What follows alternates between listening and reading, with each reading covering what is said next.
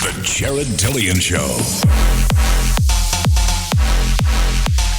I'm Jared Dillian. This is the Jared Dillian Show. If you want to call to talk about your money, please call 844-305-7800.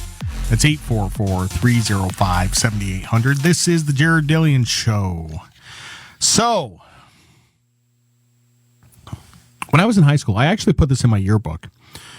On my yearbook page, I said, senior year, I said I wanted to join the Coast Guard and do 20 years and retire and get a pension. That was my ambition when I was 18 years old, was to work until I was 38 and get a pension. Which I guess is, sounds attractive when you're 18. How much is the pension, by the way? It's funny because, all right, so if you become an officer in the Coast Guard and you do 20 years, you'll be a commander when you get out. You'll be an 05. You'll probably be making about $100,000 a year. So you get about half of what you make when you retire. So maybe $50,000 a year. $50,000 a year. You can retire at age 42 and get $50,000 for the rest of your life. Like I said, when I was 18, I thought that was a pretty good deal. This $50,000 sounded like a lot of money, and it kind of takes the pressure off. I mean, you still probably got to get a job, but you're not in any hurry, and you don't have to get any kind of high-paying job. You can just do whatever you want, and life is easy. You won't. Let me put it this way: you'll never starve. You'll never starve.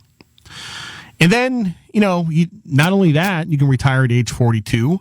Then you can get Social Security at age 62, and maybe you get some disability from the military, that's a whole other thing, by the way. I don't know if there's anybody from the military listening. The disability thing is a huge scam. It's a huge scam. It costs the government billions of dollars a year. When I had my exit physical from the Coast Guard, I was 27. I was in the best shape of my life. I was in top physical condition. So they did this physical, they did the hearing, they did the eyesight, they did the labs, they did everything. And there was nothing wrong with me. So at the end of it, the doc, who's like a public health service guy, he's like a lieutenant commander or something. He says, "Is there anything else you want to tell me?" And I'm like, "Why?" He's like, "Is there anything else you want to tell me?" And I'm like, "Why?" He's like, "Well," and he didn't say, he says, "I just want to commend you for being honest." That's what he said. "I want to commend you for being honest." And I'm like, I don't understand what's going on here. So apparently what he was talking about was people go into their exit physicals and they're like, "Oh, my knee. Oh, my shoulder. Oh, I got diabetes. Oh, I got this." And they get like 80% disability and they get thousands of dollars a month for the rest of their life. Very good friend of mine who's going to be in the studio tomorrow, found out he was type 1 diabetic when he was in the Coast Guard. And type 1, not type 2, type 1. And he gets a bunch of disability for that. And, pretty much anything that happens to you while you're in the service, they call it service-connected. It's a service-connected disability. I mean, you might say, well, the Coast Guard didn't cause him to get type 1 diabetes. That's just totally genetic. But from the VA's standpoint, that's a service-connected disability. And anyway, so I got 0% disability, and I don't get a check for that. That is a big tangent for no reason. Retiring at age 42 is a pretty amazing deal, making $50,000 for the rest of your life with cost of living increases. A lot of people would kill for that. And if you took the NPV of that, if you took the net present value, probably comes out to like a couple of $1 million, So I decided pretty early on that's not what I wanted. I didn't want the safe thing. I wanted the uncertain thing. I didn't want the certain thing. I wanted the uncertain thing. I wanted to take a risk and try to make even more money. Okay. So let's play a game. I'm going to play a game with you. We're going to flip a coin. Okay. If the coin comes up heads, I pay you $10,000. If the coin comes up tails, I pay you $0.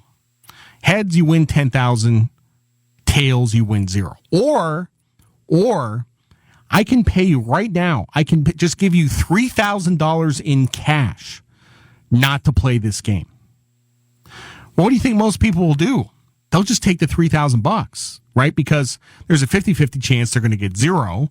They would, and by the way, the math behind this is all screwed up because the expected value of that coin flip is $5,000.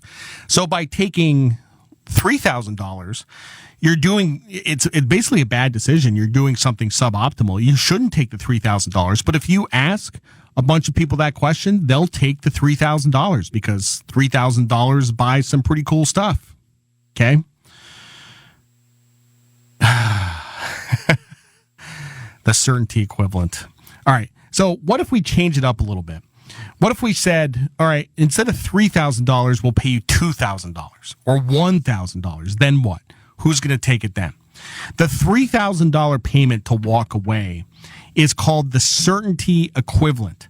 That's the amount of money it takes to get you to walk away from playing the game, right? So this is basically the exact same scenario that I had, right? So choice number 1, I stay in the Coast Guard for 20 years and I get $50,000 a year until I die. That's the certainty equivalent. Choice number 2 is I go to Wall Street and who knows what happens, right? Maybe I get laid off after 6 months. That would be a 0. Okay. Or maybe I have a long productive career and I make millions of dollars. That's also a possibility, but it is uncertain. Okay. And so this is a test of risk aversion. How risk averse are you? Okay. It's also a test of your beliefs in your ability to make more money. So people who have pensions have the certainty equivalent. They're giving away the upside for a sure thing. Now, this is all part of a branch of mathematics called decision theory. I took a class on decision theory in grad school. Professor was super weird. I guess he was a nice guy. I got an A in the class. People who take the sure thing are called risk averse. Okay. People who gamble are called risk seeking. So I guess you could say that I was risk seeking. Okay. But there was more to it than just the money though, because there was a whole bunch of other factors. Like I wasn't really a good fit in the Coast Guard and I really, really love finance. And there was just more to it than that. Okay. Back to Jeff Bezos. We talked about Jeff Bezos earlier in the show. There was an interview with him. This was back in the late 90s. And they asked why he started Amazon. Because he already had a great job. He was working in a hedge fund. The hedge fund was called D.E. Shaw, which is a quantitative hedge fund. And, in his 20s, he was probably making $500,000 a year. If he stayed on, he probably would have been making a couple $1 million a year. It was a very good career. It was a great job. So why would you give up that great job and start Amazon? And what he said was, if he didn't start Amazon, he would regret it for the rest of his life. Okay. And that's what's called the regret minimization framework. And I felt the same way. If I stayed in the Coast Guard and if I didn't go to Wall Street, then I would regret it for the rest of my life. Okay. So let's say you have the certainty equivalent. You have a steady job that is going to give you a steady pension. But there are things that you want to do. And you know that at the end, you will regret not doing them. So I can't imagine, but, I can't imagine being 80 years old and regretting not having tried something in your life. That would be the worst thing in the world. And I've told the story about me going to grad school before. I'm getting an MFA in creative writing. And I get a class that's kicking my butt right now. But yeah, if that was something I wanted to do when I was 22 years old, and at age, what year did I start? Age 46, I guess. If I passed at age 46, I would regret it for the rest of my life. Regret minimization. So it all depends on how you are wired. Some people are very risk averse. Some people would never take the risk. Other people are gamblers. Okay. Now, there's another part to the coin flip game. And by the way, the coin flip game You know who talks about this is Daniel Kahneman and Amos Tversky. Daniel Kahneman, you probably heard of before. He's pretty much the father of behavioral finance. He got a Nobel Prize. He's written a couple of books. So let's say you have a choice between a coin toss where you can make zero or lose $10,000. So if it comes up heads, you make zero. If it comes up tails, you lose $10,000. Or you can lose a certain $3,000. You can not play this game if you pay $3,000. Well, in this situation, people are going to flip the coin because they don't want to lose a certain $3,000. But that makes no sense either. You should play the game because the expected value of the coin toss is negative $5,000. This is called loss aversion. People would rather take a certain gain and experience an uncertain loss. And this is why human beings, from an evolutionary standpoint, are terrible investors. They cut their winners short and they let their losers ride, which is the opposite of what you're supposed to do. You're supposed to cut your losers short and let your winners ride. So what you're doing, job, you're cutting your winners short. Besides, taking risk is fun. Who knows what will happen? It's exhilarating. If you're going to gamble on anything, you want to gamble on yourself.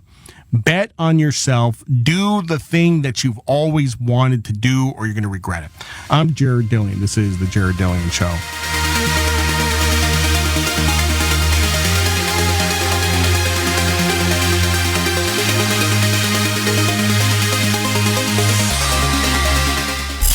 The Jared Dillian Show.